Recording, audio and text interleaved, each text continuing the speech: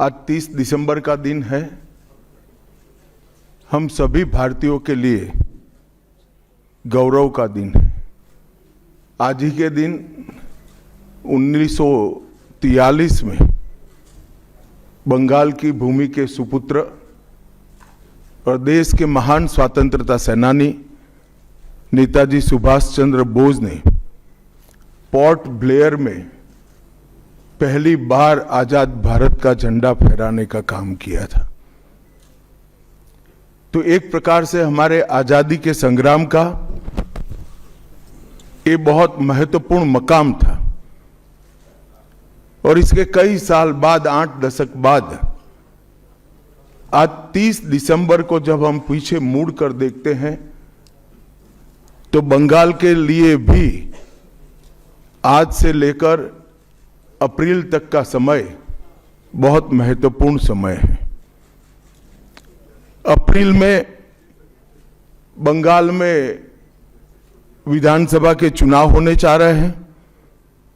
भय, भ्रष्टाचार, कुशासन और घुसपैठ की जगह विरासत, विकास और गरीब कल्याण की एक मजबूत सरकार बनाने का बंगाल की जनता का संकल्प बंगाल में जहां पर भी जाते हैं वहां दिखाई पड़ता है।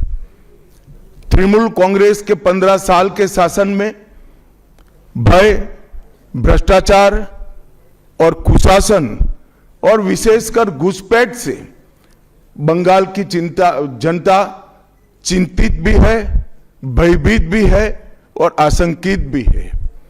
हम भारतीय जनता पार्टी के सभी कार्यकर्ता बंगाल की जनता को आश्वासन भी देना चाहते हैं और वादा भी करना चाहते हैं कि मोदी जी के नेतृत्व में बंगाल में भारतीय जनता पार्टी की सरकार बनने के साथ ही यहां की विरासत को हम पुनर्जीवित करेंगे।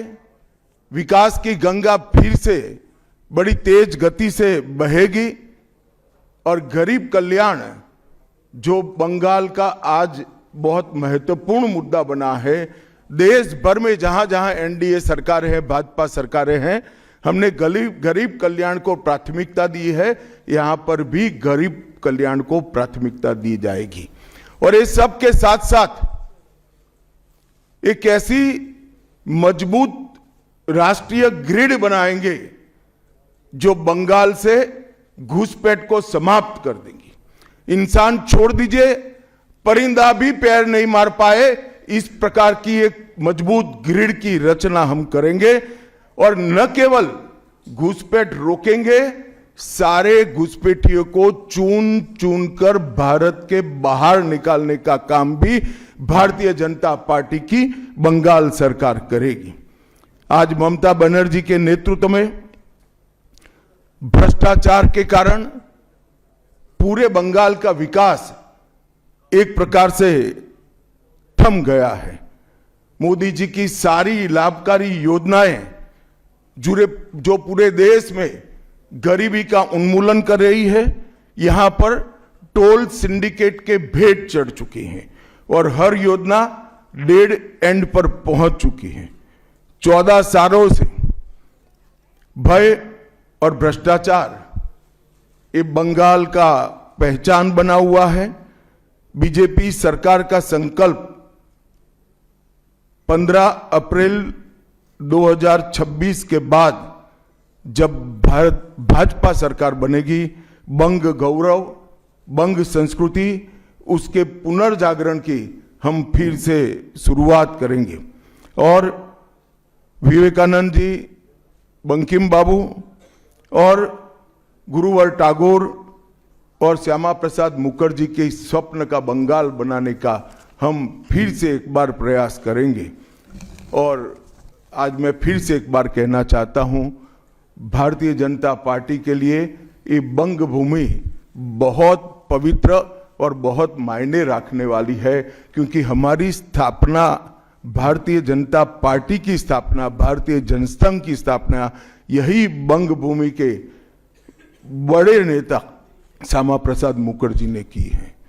भारतीय जनता पार्टी की स्थापना से स्वामी विवेकानंद और बंकिम चंद्र चट्टोपाध्याय, इनका अनुकरण भारतीय जनता पार्टी ने अपने सभी सिद्धांतों के अंदर किया है।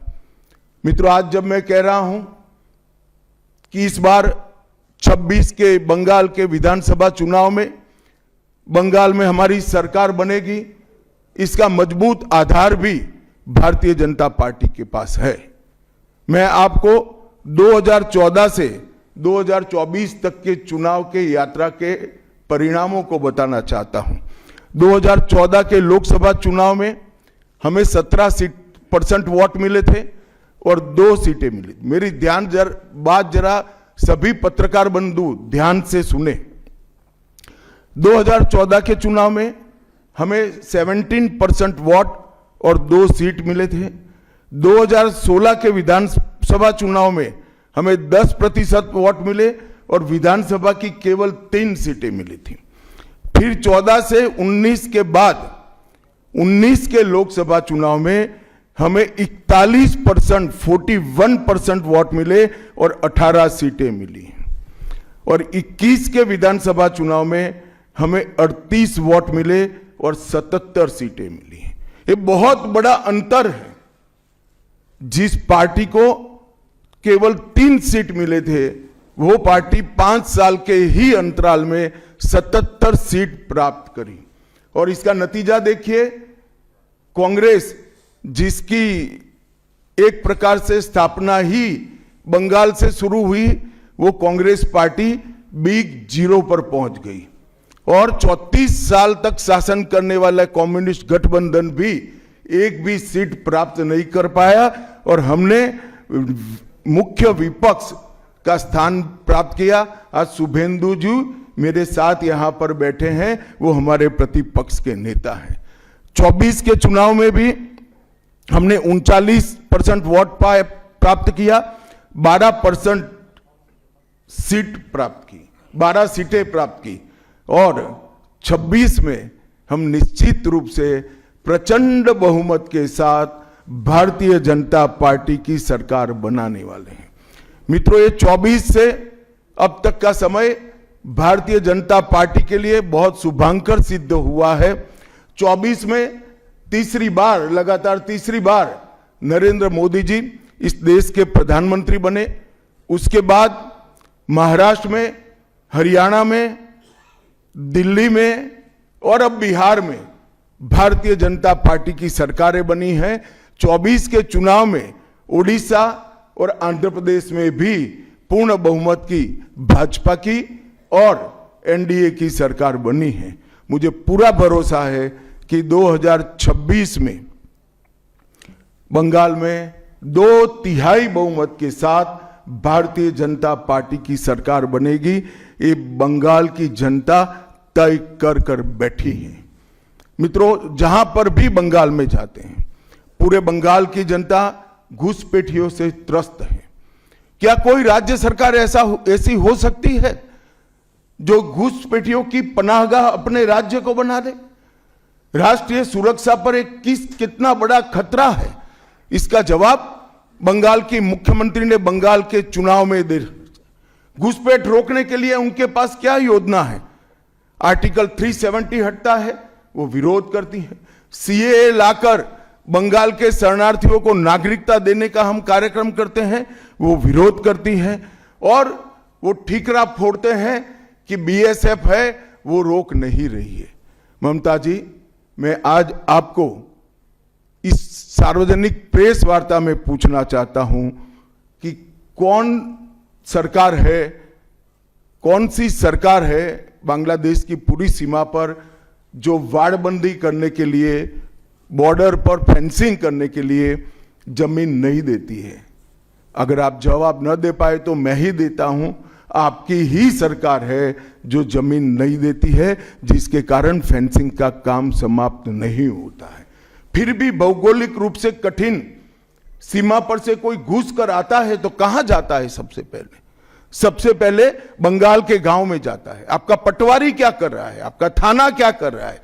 क्यों इसको अरेस्ट नहीं किया जाता? क्यों उस पर केस दर्ज नहीं होता? क्यों इसको वापस भेजा नहीं जाता? जवाब है कि आपके पास?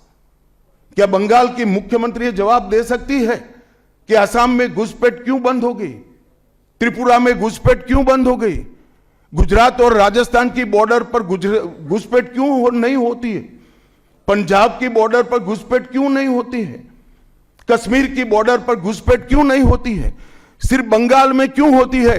क्योंकि आपकी निगहबानी में घुसपैठ कराई जाती है और बंगाल को धीरे धीरे डेमोग्राफी चेंज कर कर आपकी वोट बैंक को पुख्ता करनी चाहती है। मगर ये लंबा नहीं चलेगा। बंगाल की जनता अब जान गई है और इसके खिलाफ लामबंद भी हो रही है। और मुझे मालूम है अगला चुनाव घुसपैठियों को निकालने के मुद्दे पर और घुसपैठ रोकने के मुद्दे पर लड़े जाने वाला है, क्योंकि न केवल ये बंगाल का अब मामला रहा है। मैं आज बंगाल की जनता को इस प्रेस वार्ता के माध्यम से बताने आया हूं कि बंगाल की बॉर्डर से हो रही घुसपैठ सिर्फ बंगाल का मामला नहीं रहा है, अब ये राष्ट्रीय सुरक्षा का मामला है। देश की संस्कृति को बचाना है, देश की सुरक्षा को सुनिश्चित करना है, तो बंगाल की बॉर्डर सील कर दे, ऐसी देशभक्त सरकार यहां लानी पड़ेगी जो ममता बनर्जी नहीं कर सकती, केवल और केवल भारतीय जनता पार्टी कर सकती है। घुसपैठ के अलावे भ्रष्टाचार से पूरी बंगाल की जनता त्रस्त है। रोजवेली चिटफंड घोटाला, कैश फॉर क्वेरी घोटाला, एसएससी घोटाला, नगर पालिका नगर नियम का भर्ती का घोटाला, गाय तस्करी का घोटाला, राशन पीडीएस का घोटाला, मनरेगा का घोटाला, पीएम आवास का घोटाला, इतने सारे घोटाले हैं कि मैं पूरा लिस्ट पढ़ूंगा तो मेरी प्रेस कॉन्फ्रेंस का पूरा हिस्सा ही उसमें चला जाएगा। अब क्या ममता बनर्जी इस बात का जवाब दे सकती है कि आपके मंत्रियों के ठिकाने पर से 27 करोड़ रुपया मिलता है, जिसको गिनते गिनते नोट गिनने की मशीन भी गर्म होकर बंद हो जाती है। बंगाल जैसे गरीब राज्य के अंदर 27 करोड़, 20 करोड़, 15 करोड़ ये राशि मिल रही है, आपकी कोई अकाउंटेबिलिटी नहीं है। पार्थो चैटर्जी जेल में जाते हैं, ज्योति प्रिय मलिक जेल में जाते हैं, अनुव्रत मंडल जेल में जाते हैं, जीवन कृष्ण शाह जेल में जाते हैं, माणिक भट्टाचार्य जेल में जाते हैं, चंद्रनाथ सिन्हा जेल में जाते हैं, परेश पाल जेल में जाते हैं, कुंतल घोष जेल में जाते हैं, फिरहाद हकीम वो भी आरोपी बनाए जाते हैं, शोभन चैटर्जी आरोपी बनाए जाते हैं, कुणाल घोष 3 साल जेल में रहकर आते हैं, और आप कहती है कि भ्रष्टाचार नहीं हो गया, हो रहा है। आप आंख मूंद लिए ही हो भ्रष्टाचार के लिए, मगर बंगाल की जनता अपनी आंख बंद कर कर नहीं बैठी है। गरीब बंगाल की जनता के अधिकार का पैसा आपकी कैडर की भेंट चढ़ रहा है, आपको इसको जवाब देना पड़ेगा। महिलाओं की सुरक्षा एक बहुत बड़ा मुद्दा बना है और अधिकृत रूप से कहा जाता है कि महिलाएं 7 बजे के बाद अपने हॉस्टल और घर से न निकले। हम कौन से जमाने में जी रहे, मुगल काल में जी रहे हैं क्या? ममता जी, ये आजाद भारत, यहां माताओं बहनों को पूरा दिन जब इनकी मर्जी हो, जब इनको काम हो, घर के बाहर निकलने की सुरक्षा प्रदान करना ये हमारा संवैधानिक दायित्व है, जो देने में आपकी सरकार विफल गई है।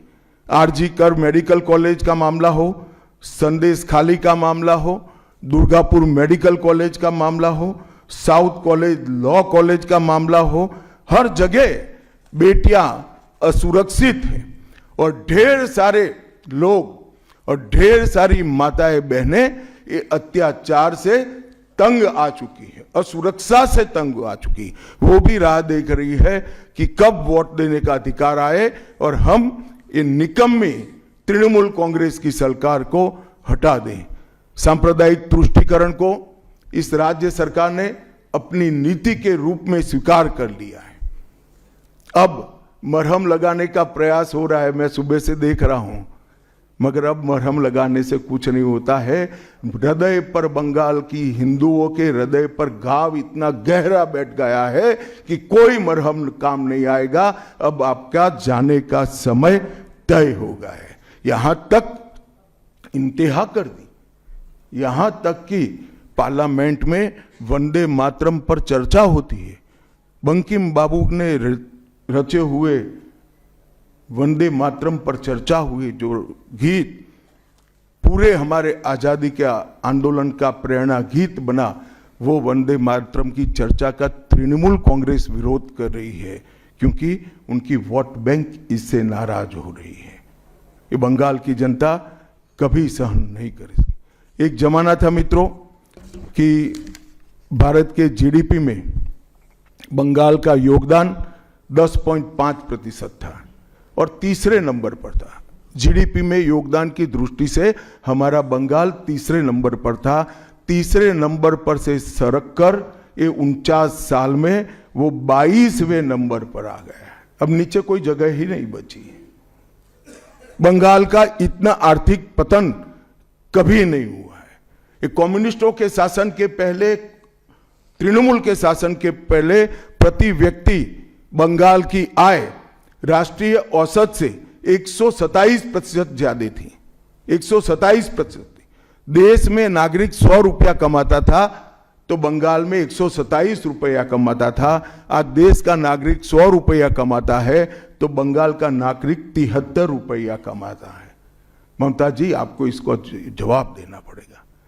हर प्रकार के उद्योग की शुरुआत एक जमाने में इस सुजलाम सुफलाम भूमि से हुआ था और इसी के आधार पर सोनार बांग्ला की परिकल्पना की जाती थी। वो बंगाल में आज भ्रष्टाचार, घुसपैठ और टोलबाजी के कारण सारी इंडस्ट्री वापिस जा रही है। केंद्र सरकार की योजनाएं लागू करने में उनको अपनी वोट बैंक गंवाने का डर है। पीएम किसान देरी से लागू किया, बंगाल के किसानों का 10,000 करोड़ रुपया चला गया। आयुष्मान भारत आज तक लागू नहीं किया और बहुत आयुष्मान भारत से बहुत एक प्रकार से कमियां वाली स्वास्थ्य साथी की स्कीम लागू की है। मुझे बताइए, कोई बंगाल का नागरिक भारत में कहीं जाता है और बीमार पड़ गया, स्वास्थ्य साथी स्कीम उसको बाहर के अस्पताल में इलाज करवा पाएगी क्या? नहीं करवा पाएगी। क्या गुनाह किया है बंगाल के गरीबों ने? देश भर के गरीबों को 5 लाख तक की पूरे स्वास्थ्य की गारंटी मिल रही है। अरे कई राज्यों ने किया कि केंद्र 5 लाख दे रहा है, उन्होंने और 5 लाख जोड़ दिए। आप केंद्र के 5 लाख इसलिए स्वीकार नहीं करना चाहते हो कि नरेंद्र मोदी से आपको डर है। डर तो ठीक ही है, क्योंकि मोदी जी की लोकप्रियता बंगाल में दिन प्रतिदिन बढ़ती है, मगर इसके कारण गरीबों का आप नुकसान कर रही हो। वो बंगाल के गरीब जरूर। हिंसा और प्रतिशोध की राजनीति, पूरा देश ऐसी आशा करता था कि यहां से कम्युनिस्ट जाने के बाद हिंसा और प्रतिशोध की राजनीति समाप्त हो जाएगी, मगर हुआ उल्टा।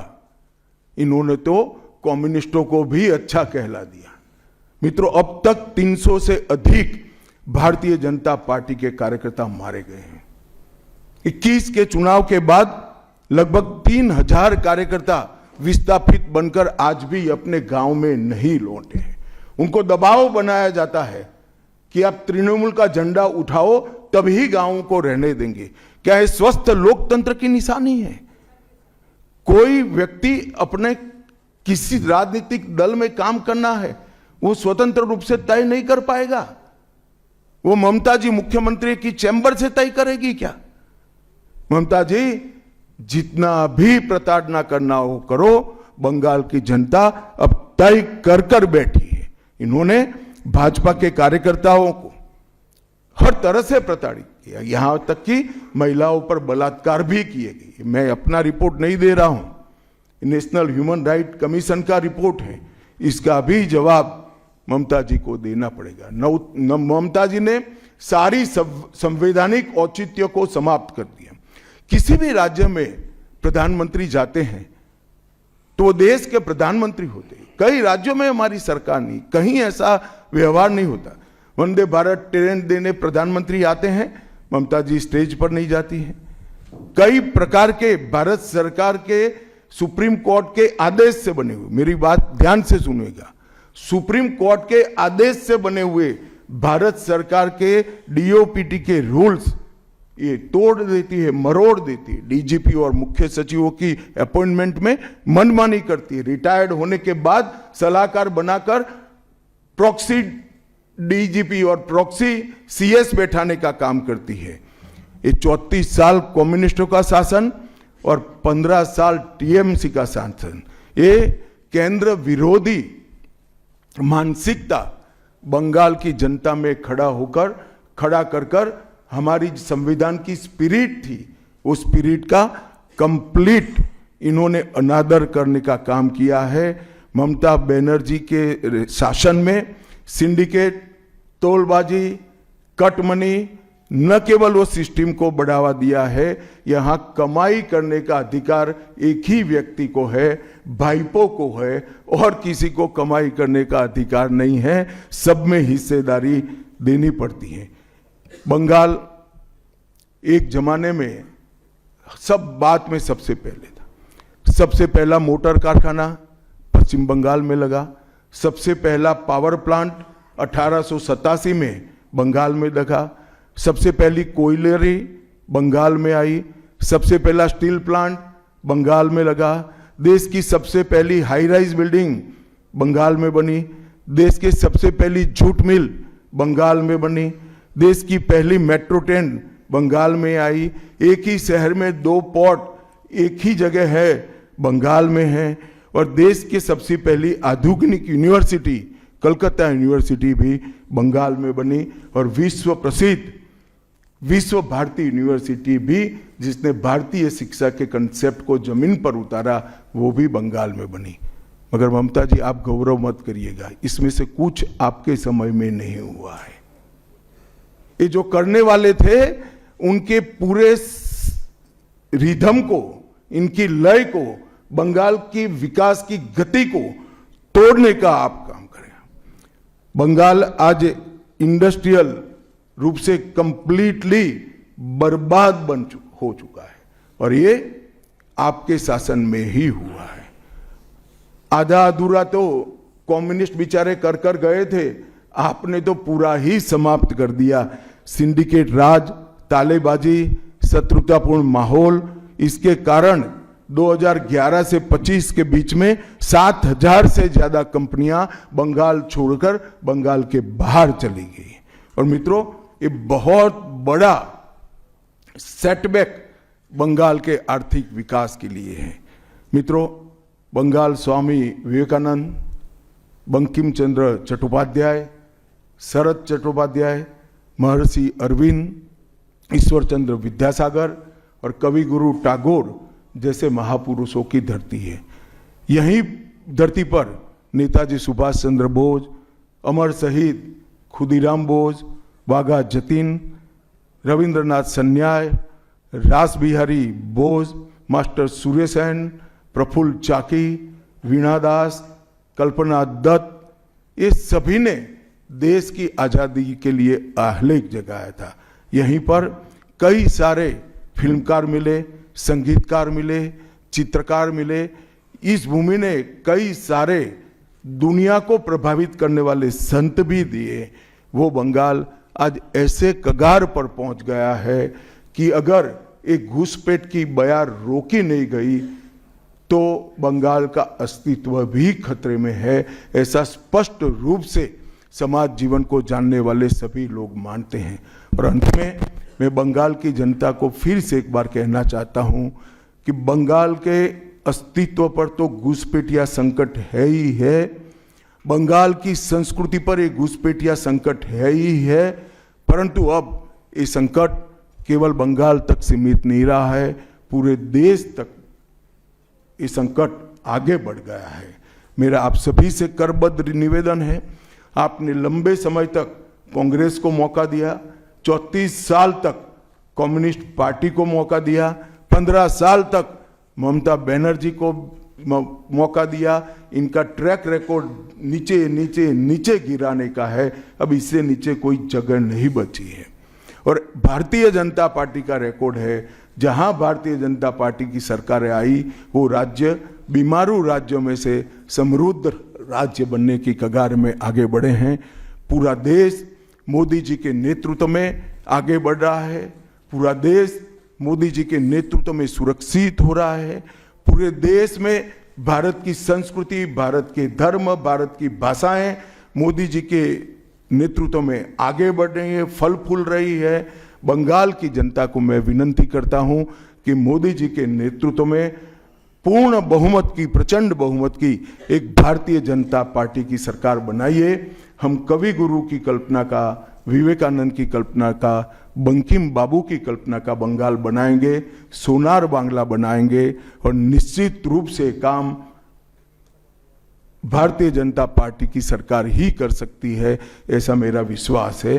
तो फिर से एक बार समग्र बंगाल की जनता को करबद्ध निवेदन मैं करना चाहता हूं कि बंगाल में हमें पूर्ण बहुमत दीजिए। बंगाल और पूरे भारत को सुरक्षित करने के लिए ये चुनाव में बाकी सारी चीजें छोड़कर भारतीय जनता पार्टी को जिताने का काम करिए। धन्यवाद। कौन बोलते जाओ नाम भाई, आनंदबाजार कोई जल्दबाजी मत करना, मैं समय लेकर आया हूं, आराम से बात करूंगा। राजू चक्रवर्ती बर्तमान।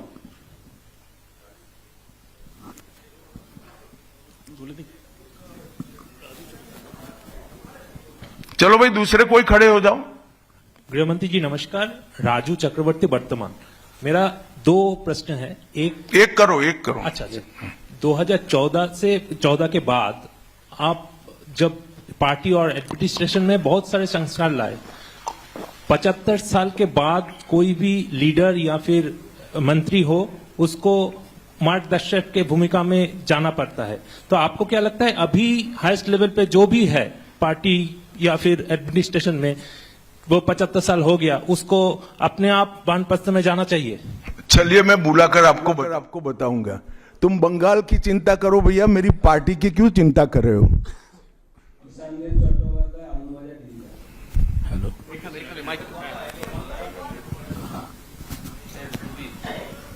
Amit ji, there is anxiety among the Motua communities regarding the papers and documents to be produced in the SIR process. And would you like to consider anything so that they can get rid of their anxiety? बैठे। मतुआओं को डरने की कोई जरूरत नहीं है। ये Bharatiya Janata party का वादा है। जो शरणार्थी बंगाल में आए हैं वो भारत के नागरिक है, इनका कोई नुकसान नहीं कर सकता, ममता बनर्जी भी नहीं कर सकती। Amit ji, this is Atri Mitra from Indian Express. पिछले कई इलेक्शन में हम लोग देखे हैं कि your ground level organisation was failed to dominate in the day of election with TMC. So is your organization is ready for now in 2020? आपने ध्यान से नहीं देखा है। मैंने इसीलिए पहले भाजपा की विकास यात्रा, भारतीय जनता पार्टी की विकास यात्रा बनाई। हम 3 सीट पर थे, 77 पर पहुंचे हैं और 77 से अब एज अ मुख्य विरोध पक्ष हमारा अधिकार है कि विफल सरकार को उखाड़कर हमें जनता शासन देगी। हम 77 सीट पर ऐसे नहीं पहुंच सकते, 18 सीटें ऐसे नहीं जीत सकते हैं। हमारा काम बूथ तक पहुंच चुका है, इसी के कारण हमें सफलता मिली है। प्रसन्नजीत बख्शी, दूरदर्शन। आप विकास की बात कर रहे थे। हम अलग अलग शहर में जब मेट्रो की बात करते हैं तो हम मेट्रो की सूचना, घोषणा देखते हैं और बाद में 2-3 महीने बाद मेट्रो चढ़ते हैं। लेकिन कोलकाता में हम देखते हैं कि हम बचपन से मेट्रो का काम चलते रहते हैं और खास तौर से मैं जब ऑफिस जाता हूं देखता रहता हूं कि एक जगह है जहां पे मेट्रो का काम आधा अधूरा पिछले कई सालों से है और 2-3 बार हाईकोर्ट का इंटरवेंशन के बावजूद भी वो काम हो नहीं पा रहा है और इसीलिए कई सारे जो यात्री है काफी उसका दिक्कत हो रही है। तो ये जो यहाँ पे विकास का काम इस तरह से केंद्र और प्रदेश की खींचतानी में रुकावट देखते हैं, इसमें कैसे इसका इलाज किया जाता है? बैठ जाइए। देखिए, भारत सरकार पूरे देश में इंफ्रास्ट्रक्चर के डेवलपमेंट के लिए बहुत सारे काम कर रही है। अगर भारत सरकार का पक्षपाती कामकाज का तरीका होता तो वो तमिलनाडु को भी अप्लाई हो सकता था, तेलंगाना को भी अप्लाई हो सकता था और हर राज्य को अप्लाई हो सकता था। सभी जगह इंफ्रास्ट्रक्चर के काम अच्छे चल रहे हैं। सिर्फ बंगाल में तकलीफ क्यों आ रही है? क्योंकि मेट्रो हवा में नहीं चल सकता, भूमि चाहिए। भूमि पर जो एंक्रोचमेंट है वो खाली कराने का काम राज्य सरकार का है। यहां भारत सरकार जो भी योजना लाए इसका विरोध करना, ये मानसिकता से सरकार चल रही है, जो बंगाल का भी भला नहीं कर रही है, देश का भी भला कर रही है। क्यों तमिलनाडु की मेट्रो में प्रॉब्लम नहीं हो रहा है? क्यों तेलंगाना की मेट्रो में प्रॉब्लम नहीं हो रहा है? यूपी में लखनऊ में मेट्रो तब लगी जब अखिलेश जी मुख्यमंत्री थे, वहां पर भी प्रॉब्लम नहीं हुआ। मेरा तो आपसे आग्रह है, इतने अभ्यासु पत्रकार हो, कुछ पत्रकारों का संघ बनाकर इसके डेप्थ में जाकर व्हाइट पेपर बाहर निकालो कि सारी योजनाएं क्यों अटक गई है, तो आपको मूल कारण मालूम पड़ जाएगा। एबीपी।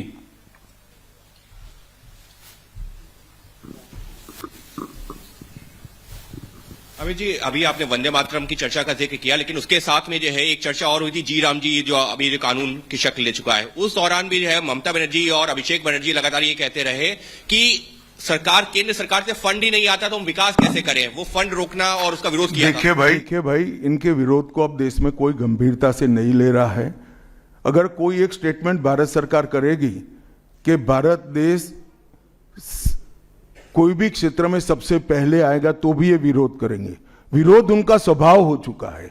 इनके विरोध को कोई गंभीरता से नहीं ले रहा है, ना जमीन पर इसका कोई विरोध का असर दिख रहा है। लोहिया, एनडीटीवी।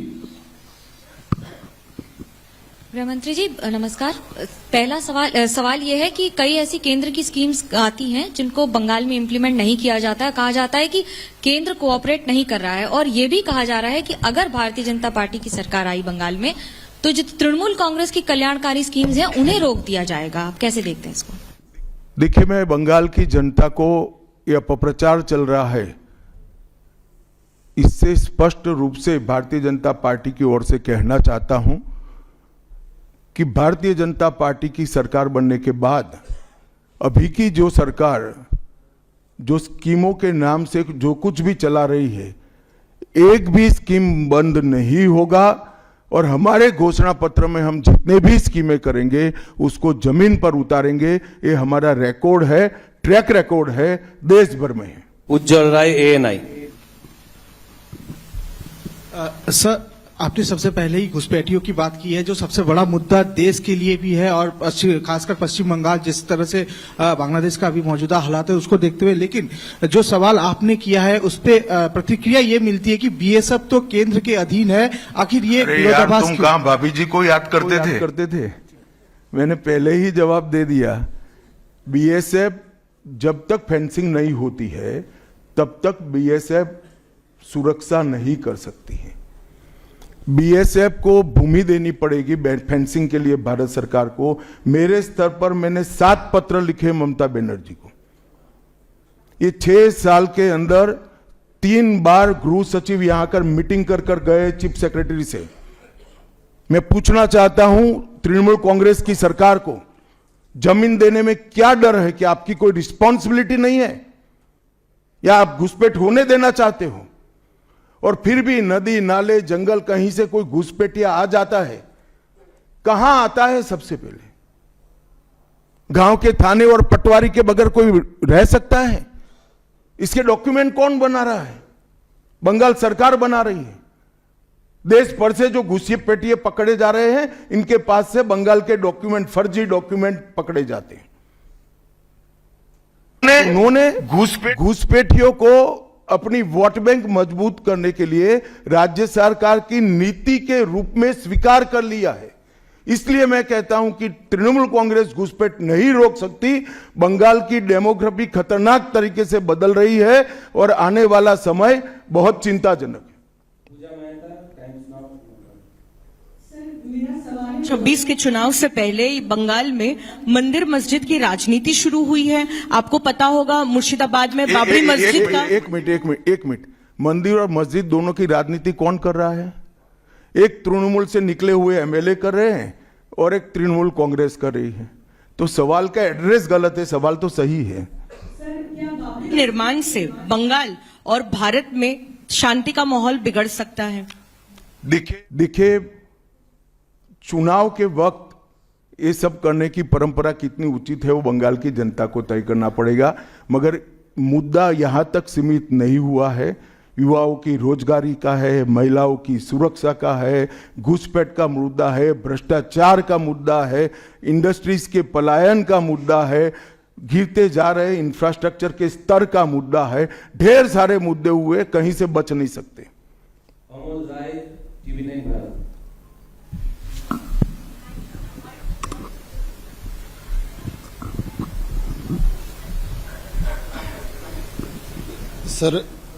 सर मेरा एक प्रश्न ये है कि आज ममता बनर्जी लगातार 2 दिनों से का एक अपना स्वभाव है, लेकिन उनपे जो है तुष्टीकरण का आरोप लगाया जा रहा है और लगातार वो पहले भी मंदिर एक बनवाई है अभी उड़ीसा के तर्ज पे, और दूसरा एक और घोषणा उन्होंने कर दिया महाकाल मंदिर बनाने का। तो चुनाव की दृष्टि से क्या आपको लगता है कि इसका मैं तो भाई किसी भी कारण से मंदिर बनाते ही इसका स्वागत करता हूं, मगर बहुत देरी कर दी है उन्होंने। बांग्ला। अमित जी, एक सवाल बार बार एक नैरेटिव फैला जाता है टीएमसी और लेफ्ट के तरफ से कि बंगाल में जितना भी काम कर ले बीजेपी कार्यकर्ता, ऊपर कुछ सेटिंग वगैरह है तो अमित शाह जी और नरेंद्र मोदी जीतना नहीं चाहते। आज पूछता है बंगाल, जवाब चाहे बांग्ला, आप लोग बंगाल को जीतना चाहते हैं? कितना सीरियस है सेंट्रल बीजेपी? देखिए भाई, मैं यहां आकर प्रेस कर रहा हूं। मोदी जी अभी थोड़े दिन पहले सभा करने के लिए आने के लिए निकले थे, जा नहीं पाए। अब ममता बनर्जी कह रही कि हम उनके साथ हैं। अगर उनको ये भ्रांति फैलानी है तो फैलाएं। भारतीय जनता पार्टी का कोई नेता घुसपैठियों को आश्रय देने वाले के साथ नहीं रह सकता। ये भारतीय जनता पार्टी का सिद्धांत है और हम सब भारतीय जनता पार्टी के कार्यकर्ता से लेके मोदी जी तक कटिबद्ध है कि मूल समेत तृणमूल कांग्रेस की सरकार को हम उखाड़ कर फेंक देंगे।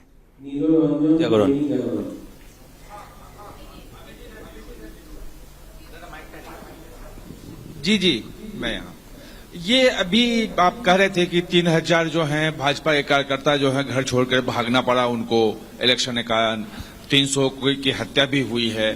फ्री एंड फेयर इलेक्शन कैसे होगा अगर मतलब लोग जा ही नहीं पाएंगे बूथ पर? तो देखिए ऐसी ही नीतियां अपनाई थी कम्युनिस्टों ने, मगर सत्ता परिवर्तन हुआ या नहीं हुआ। ऐसी ही नीतियां अपनाई थी उत्तर प्रदेश में समाजवादी पार्टी ने, सत्ता परिवर्तन हुआ या नहीं हुआ। लोकतंत्र में जनता महान होती है और जनता जब तय कर सकती है, कर लेती है, किसी भी तानाशाह का कुछ नहीं चलता। CNN News 18.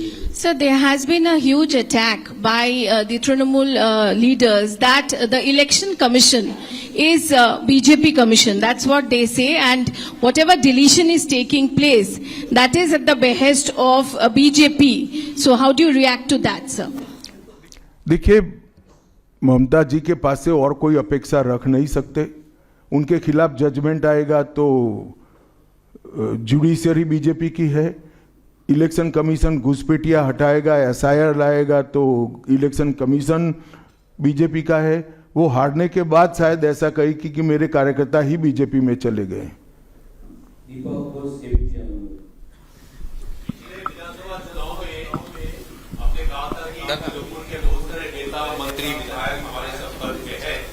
और तृणमूल को कमजोर करने के मैंने नहीं कहा भैया, ऐसा कभी नहीं कहा। हाँ आए ही है।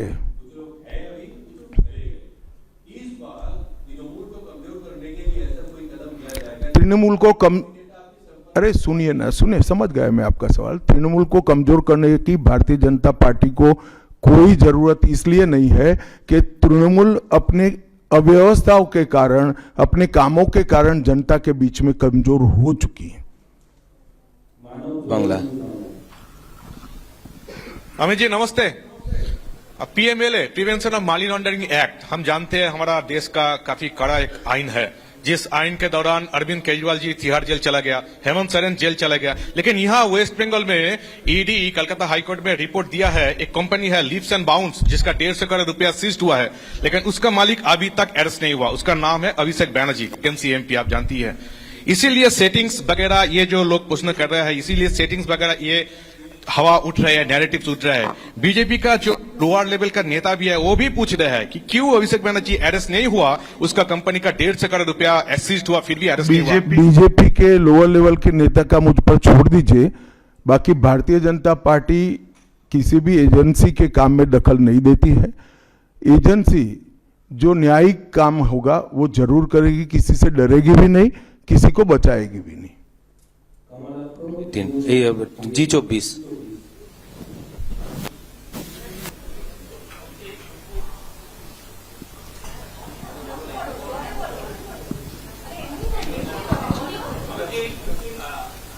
हर बार चुनाव के पहले आप जब बंगाल आते हैं, अब तक एक टारगेट देते हैं बीजेपी लीडर और सभी को, तो इस साल 26 के चुनाव के पहले अब सुने नहीं, मैं कहा 2/3 बहुमत के साथ सरकार बनाएंगे, 2/3 मेजोरिटी के साथ सरकार बनाएंगे, तो टारगेट हो ही गया।